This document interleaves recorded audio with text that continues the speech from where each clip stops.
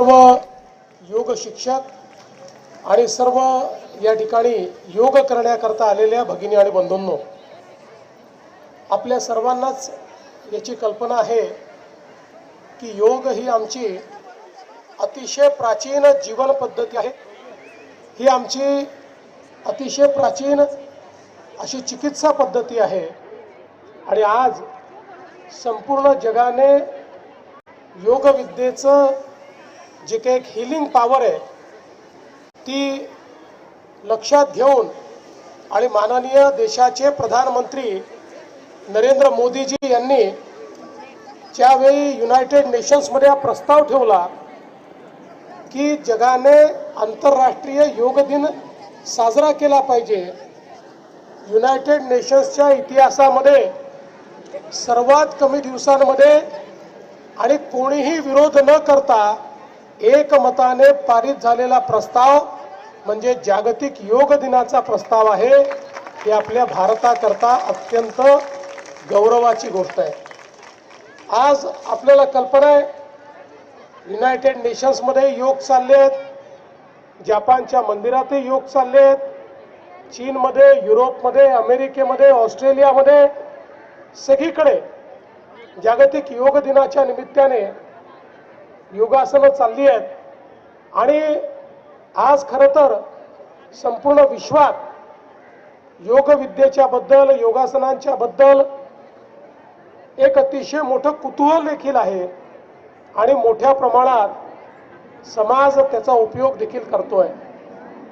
योग विद्येचं सगळ्यात महत्त्वाचं जर काही असेल तर केवळ या विद्येने शरीरावर फोकस केलेला नाही, तर शरीर, मन, आत्मा या सगळ्या गोष्टींचा एकात्म विचार हा योग विद्येमध्ये केलेला आहे। आणि म्हणूनच व्यक्ती केवळ शरीर नाही आहे, तर व्यक्ती आत्माही आहे, व्यक्ती मनही आहे आणि हे सगळं मन हे या सृष्टीशी जुडलेलं आहे। एक वेगळं बंधन आपलं या संपूर्ण सृष्टीसोबत आहे।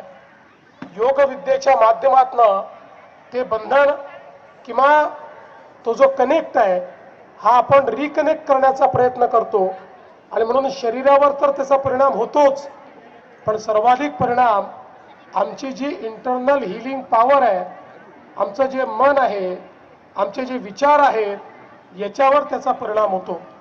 आणि म्हणूनच आज आंतरराष्ट्रीय योग दिनाच्या निमित्ताने मी सर्वांना शुभेच्छा देत असताना आपण सर्व लोक निरोगी राहूया आणि सर्वात महत्त्वाचं आज आपल्या देशात आणि जगात सर्वाधिक जर आपल्याला त्रास देणारी गोष्ट काही असेल तर ते लाईफस्टाईल डिसीजेस आहेत, नॉन कम्युनिकेबल डिसीजेस आहेत आणि या लाईफस्टाईल डिसीजवर किंवा नॉन कम्युनिकेबल डिसीजेसवर सर्वात उत्तम आणि रामबाण उपाय हा योग आहे। आज आपण म्हणतो नवीन पिढी आमची जी आहे त्यांच्यामध्ये खूपदा आपल्याला ऐकायला मिळतं की आम्हाला डिप्रेशन आहे, पण योग करणाऱ्याला कधी डिप्रेशन येत नाही। योग करणारा कुठल्याही मानसिक स्थितीमध्ये आनंदाने त्या ठिकाणी प्रत्येक परिस्थितीचा सामना करू शकतो आणि म्हणूनच आपल्याला आपल्या भविष्यातली पिढी घडवण्याकरता देखील या योग विद्येचा प्रचार आणि प्रसार केला पाहिजे। मी पुन्हा एकदा जागतिक योग दिनाच्या निमित्ताने आपल्या सर्वांचं मनापासून अभिनंदन करतो। अमितजींनी या ठिकाणी मला निमंत्रित केलं त्याबद्दल त्यांचे आभार मानतो आणि सर्व योग शिक्षकांनी अतिशय सुंदर अशा पद्धतीनं आपल्याकडनं योग करून घेतले त्याबद्दल त्यांच्या सर्वांच्या प्रती कृतज्ञता या ठिकाणी व्यक्त करून मी माझे 2 शब्द संपवतो। धन्यवाद। जय हिंद, जय महाराष्ट्र। धन्यवाद देवेंद्रजी। आज या परिसरामध्ये एक चांगलं स्कल्पचर बनवलेलं आहे, ते सर्वांनी बघून जायचंय आणि त्या मॅडमचं तुमचं नाव काय? त्यामुळे आज योग दिनानिमित्त मुख्यमंत्री फडणवीसांनी सुद्धा योगा करत हा 12वा आंतरराष्ट्रीय योग दिन साजरा केलाय। प्रत्येकानं आपल्या स्वास्थ्यासाठी निरोगी राहण्यासाठी योगा केला पाहिजे असं सुद्धा मुख्यमंत्र्यांनी आवाहन केलंय।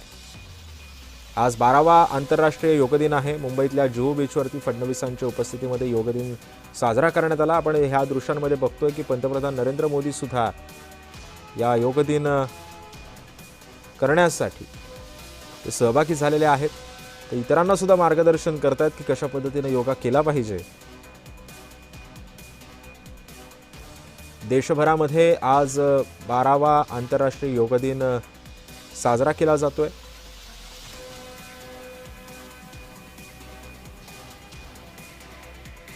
निरोगी राहण्यासाठी आणि सुदृढ राहण्यासाठी योगा हा केला पाहिजे।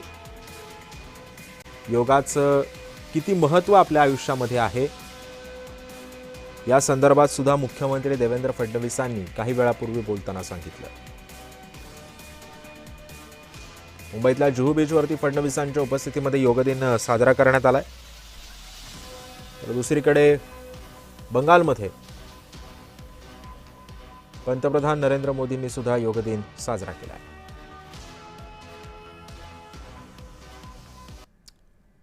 आणि यानंतर घेऊयात की उर्वरित गावगाडा बातम्यांचा आढावा।